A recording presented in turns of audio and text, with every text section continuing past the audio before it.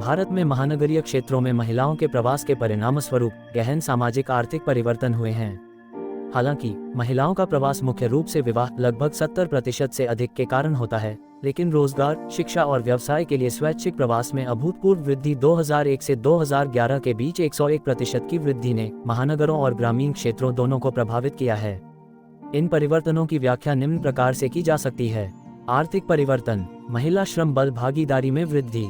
महानगरों में महिला प्रवासियों के कारण अनौपचारिक और औपचारिक दोनों क्षेत्रों में श्रम की आपूर्ति बढ़ी है। अनौपचारिक क्षेत्र, महिलाएं मुख्य रूप से घरेलू सहायक, डोमेस्टिक वर्कर्स, निर्माण श्रमिक, छोटे विक्रेता और निम्न कौशल सेवा प्रदाता के रूप में काम करती हैं, जिससे महानगरों की आवश्यक सेवाएं सुचारू रहती हैं। औपचारिक क्षेत्र, शिक्षित और कुशल महिलाएं आईटी, वित्त, स्वास्थ्य सेवा और शिक्षा जैसे संगठित क्षेत्रों में उच्च वेतन वाले पदों पर कार्यरत हैं, जो देश की सकल घरेलू उत्पाद जीडीपी और सेवा क्षेत्र को महत्वपूर्ण रूप से आगे बढ़ाता है। वित्तीय स्वतंत्रता और निर्णय शक्ति, आय का स्रोत। प्रवास के कारण महिलाएं पहली बार सीधे आय अर्जित करती हैं, जिससे वे परिवार की आर्थिक रीढ़ बनती हैं। प्रेषण, प्रवासी महिलाएं अपने मूल या ग्रामीण क्षेत्रों में पैसा भेजती हैं। प्रेषण, जिसका उपयोग शिक्षा, स्वास्थ्य और कृषि निवेश के लिए होता है, ये ग्रामीण अर्थव्यवस्था के लिए एक बड़ा सहारा बनता है। परिवार में निर्णय, आर्थिक स्वतंत्रता के कारण परिवार के भीतर संपत्ति, बच्चों की शिक्षा और स्वास्थ्य देखभाल से संबंधित निर्णय लेने की शक्ति में उल्लेखनीय वृद्धि हुई है। वेतन असमानता और शोषण, महानगरों में महिलाएं अक्सर लैंगिक वेतन असमानता का सामना करती हैं, जहां उन्हें पुरुषों की तुलना में कम वेतन मिलता है, विशेषकर असंगठित क्षेत्र में। घरेलू कामगारों और प्रवासी श्रमिकों को असुरक्षित कार्यस्थितियों, लंबे घंटों और सामाजिक सुरक्षा के अभाव का सामना करना पड़ता है, जो उनके आर्थिक सशक्तिकरण की राह में बड़ी बाधा है।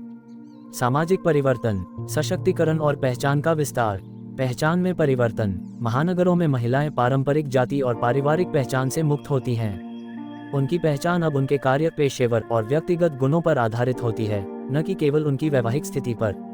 स्वविश्वास, सार्वजनिक स्थानों तक पहुंच, नए लोगों से बातचीत और स्वतंत्र रूप से जीवन जीने की क्षमता उनके आत्मविश्वास और व्यक्तित्व विकास को बढ़ाती है। सामाजिक गतिशीलता, महानगरों में शिक्षा और रोजगार के बेहतर अवसर महिला प्रवासियों और उनकी अगली पीढ़ी के लिए ऊर्ध्वगामी सामाजिक गतिशीलता का मार्ग खोलते हैं।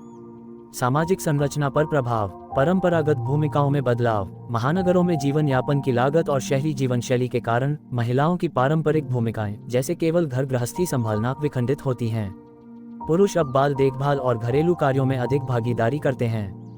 विलंबित विवाह और छोटे परिवार, शिक्षा और करियर पर ध्यान केंद्रित करने के कारण विवाह की औसत आयु बढ़ती है और छोटे परिवारों, न्यूक्लियर फैमिलीज की प्रवृत्ति में वृद्धि होती है। अधिकारों के प्रति जागरूकता, महानगरीय संस्कृति महिला प्रवासियों को यौन उत्पीड़न, समान वेतन और अन्य कानूनी अधिकारों के बारे में अधिक जागरूक बनाती है। सामाजिक चुनौतियां और असुरक्षा, सुरक्षा चिंताएं, अकेले या बिना पुरुष सदस्य के प्रवास करने वाली महिलाओं को सार्वजनिक स्थानों पर सुरक्षा, यौन उत्पीड़न और दुर्व्यवहार का अधिक खतरा होता है। आवास और स्वास्थ्य, कई प्रवासी महिलाएं अत्यधिक भीड़भाड़ वाली मलिन बस्तियों में रहने को मजबूर होती हैं, जहां स्वच्छता, स्वास्थ्य सेवा और पोषण की कमी होती है। सामाजिक अलगाव, प्रवास के कारण वे अपने मूल सामाजिक नेटवर्क, जाति, परिवार और गांव से कट जाती हैं, जिससे उन्हें भावनात्मक और सामाजिक अलगाव का सामना करना पड़ता है। निष्कर्ष, भारत में महानगरीय क्षेत्रों में महिलाओं का प्रवास एक दोहरी तलवार के समान है। एक ओर यह महिला सशक्तिकरण, आर्थिक विकास और सामाजिक प्रगति का प्रतीक है। महिलाओं ने शहरी अर्थव्यवस्था में एक अपरिहार्य श्रम शक्ति के रूप में अपनी जगह बनाई है, जिससे उनकी और उनके परिवार की वित्तीय स्थिति में सुधार हुआ है। दूसरी ओर ये प्रवास उन्हें वेतन असमानता, असुरक्षा, आवास की कमी और शोषण जैसी संरचनात्मक चुनौतियों के सामने भी खड़ा कर देता है। इसलिए इन सकारात्मक परिवर्तनों को बनाए रखने और नकारात्मक परिणामों को कम करने के लिए प्रवासी हितैषी नीतियों, सुरक्षित आवास और कार्यस्थल पर बेहतर सुरक्षा उपायों की तत्काल आवश्यकता है।